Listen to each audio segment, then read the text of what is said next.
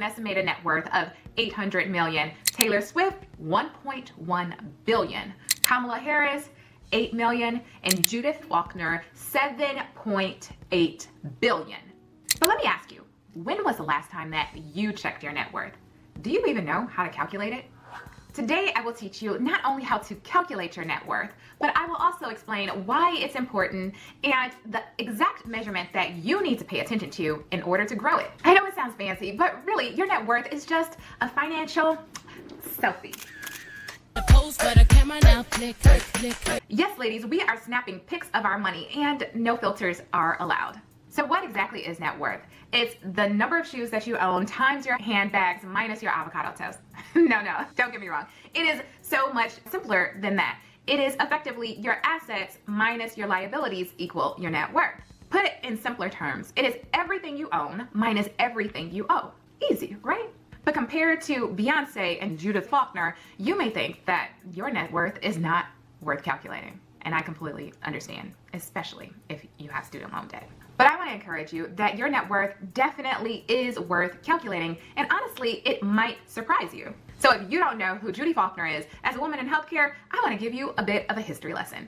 She is a software engineer by trade, but really what sets her apart from everyone else is her ability to have a vision and to act on that vision.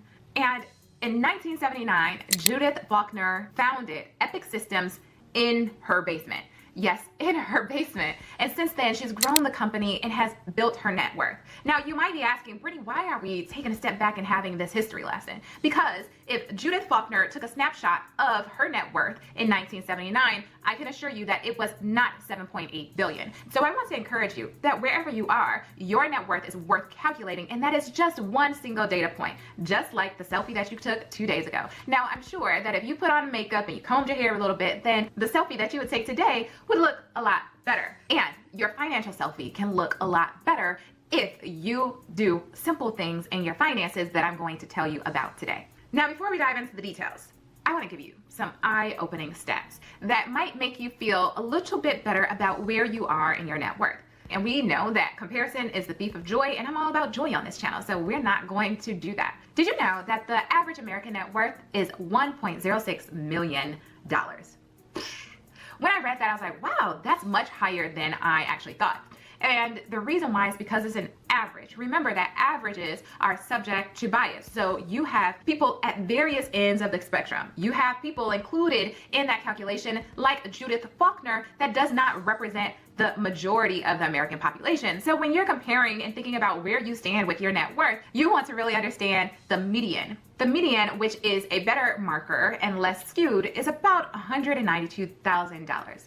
$192,000 for the median net worth of the average American. Now, if you're a physician watching this or on your way because you are in medical school or other healthcare profession, shout out to my ladies in healthcare, you might be wondering, well, what is the statistic for me? By the time most physicians reach their 40s, they have an average net worth of $600,000 to about $1 million.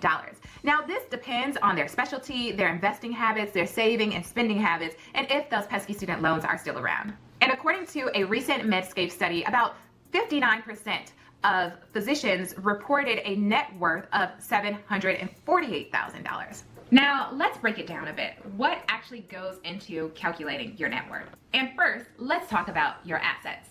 Your assets include everything that you own. This could be the cash that you have on hand, the money in your retirement accounts, your house, depending on how much equity you have in it, your car, if your car is paid off or whatever the value of your car is, any type of commodities that you own like oil, gas, gold, and collectibles like your ring or Chanel bag. It also could include a 529 account if that account is in your name. So it's anything and everything that you own that has a value. Now, we've got liabilities. Your liabilities are anything that you owe, like your student loans, any type of personal loans, credit card debt, whatever is remaining on your mortgage, a car loan, any other types or forms of debt that you might have.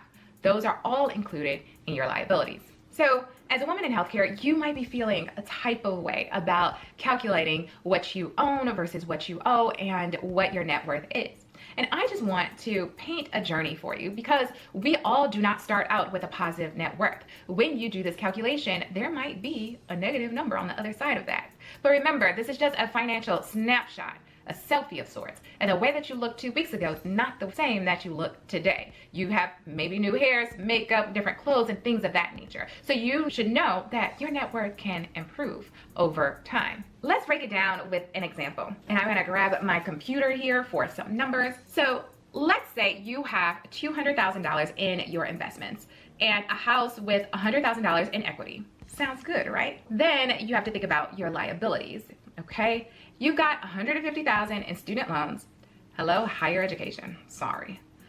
$5,000 in credit card debt because you're all about the points, and we should probably talk about that. In fact, if you're still carrying a balance on your credit cards, then you definitely want to watch this video right here where I explain everything about credit cards. And you have $20,000 left on your car loan. So when we do some quick math here, your assets are about $300,000, your liabilities $175,000, and $300,000 minus $175,000 equals a net worth of $125,000. Now you might be thinking, oh, Dr. Brittany, my number is so much higher than that, or feeling down because your number is a lot lower than that. Remember, comparison is the thief of joy, and we are not comparing. This is important for you to understand where exactly you stand and how to improve it. So whether your net worth is still in the negative or is on the rise, the most important aspect of understanding your net worth is paying attention not only to the number, but also the direction that it's going. You know what they say, what gets measured gets managed. And if you never calculated your net worth, you don't know where you stand between